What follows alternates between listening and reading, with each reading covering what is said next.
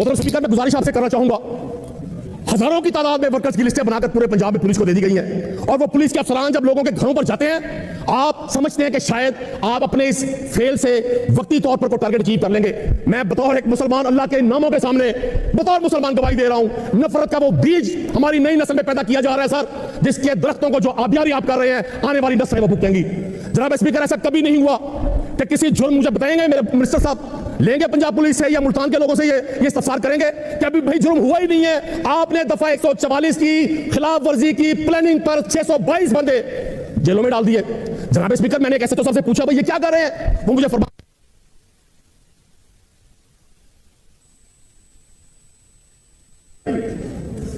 Mic खोले जी। मेरे मोहतरम मिनिस्टर साहब ने फरमाया कि जी हमारे साथी हमें कहते हैं ये फॉर्म 47 वाले हैं। मैं आज इस हाउस में आपसे अपील करता हूं, यहां एक जगह तश्कील दे दे, कुरान पाक यहां रखवाएं, उधर से भी एक फर्द आए कुरान पर हलफ दे कि वो फॉर्म 47 पर जीता है या फॉर्म 45 पर जीता है या कौन सा जीता है। और जनाब स्पीकर, हलफ हम भी देते हैं, हलफ देते जाएं, अल्लाह का फैसला शुरू आएगा। जनाब स्पीकर, आज फरमाते हैं मेरे भाई बहुत पढ़े लिखे इंसान है, साफ सुथरे इंसान है, आपने कमाल मेहरबानी की इनको रोका, चोर है जी, इमरान खान को चोर करार दे रहे हैं। आए मियां मुस्तफा शुजाउर रहमान साहब, मैं आपको आजी के साथ चैलेंज नहीं कर रहा, इल्तिजा कर रहा हूं, पंजाब असेंबली से बाहर निकलते हैं, मॉल रोड पे माइक उठाकर 100 लोगों का इंटरव्यू करते हैं, सिर्फ लफ्ज चोर कहे, आगे जो नाम आएगा अगर आपको गुस्सा ना आए तो इधर पकड़ लीजिएगा। जनाब स्पीकर, मैं दरखास्त करूंगा, आज 12 करोड़ की आबादी के इस असेंबली से सब ना करें जुल्म, ये जो जुल्म की दास्तान आप लिखवा रहे हैं अपने इक़्तिदार की तबालत के लिए।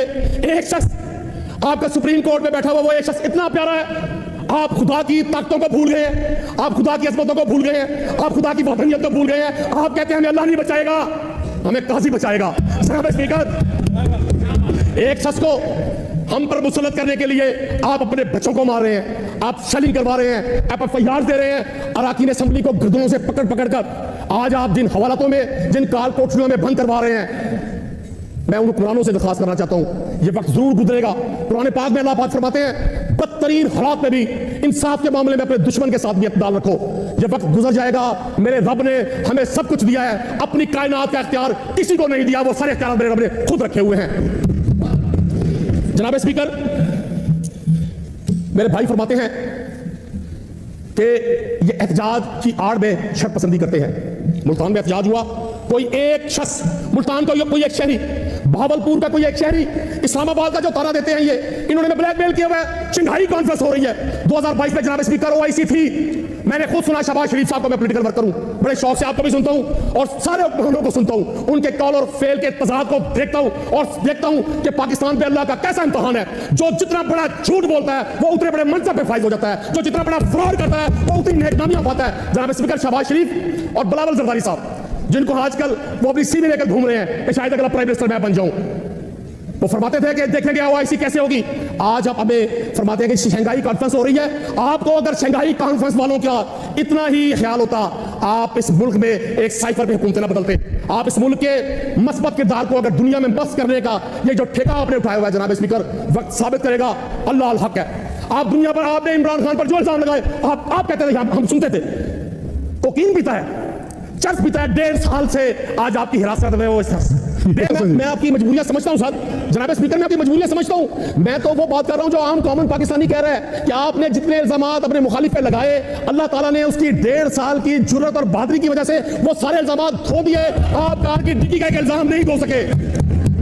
तो मैं जनाब स्पीकर गुजारिश करूंगा आपसे, इस हाउस से जनाब स्पीकर, वाइंड अप करने से पहले इल्तिजा करूंगा इस हुक्मरान तबके से जो आज इक़्तिदार के घोड़े पे सवार ये समझता है कि हम आईनी तरामीम करके 2024 के 8 फरवरी के फ्रॉड इंतखाबात को इंडोर्स करेंगे।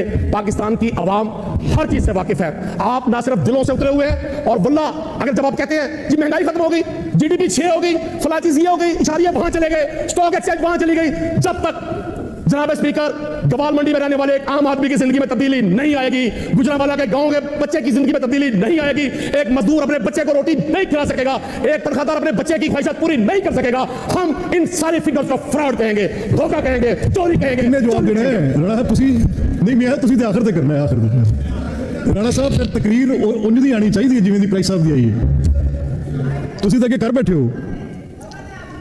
नहीं फिर राणा अरशद साहब करने लगे। जनाब स्पीकर, जनाब स्पीकर, जनाब स्पीकर, मैं तो कुरैश साहब के अंदाजे बयां का आज मुतरफ हुआ हूं। मुझे उनके कंटेंट पर बात सुने ना, कंटेंट पर तबसरा किए बगैर जो वो कह रहे हैं। अच्छा यार एक सेकंड, आप राणा साहब उनके कारदार साहब के इशारों का आपका बड़ा मसला है, आप बैठ जाएं। अब मैडम एक सेकंड जी, मैं इस कंटेंट पर गए बगैर मैं कुरैश साहब के अंदाजे बयां की बात कर रहा हूं, क्योंकि मैं कंटेंट पर बात कर नहीं सकता। मुझे बिठाया आपने ऐसी जगह पे। आज मियां साहब ने भी बात की, बड़े जोशीले अंदाज में तकरीर की।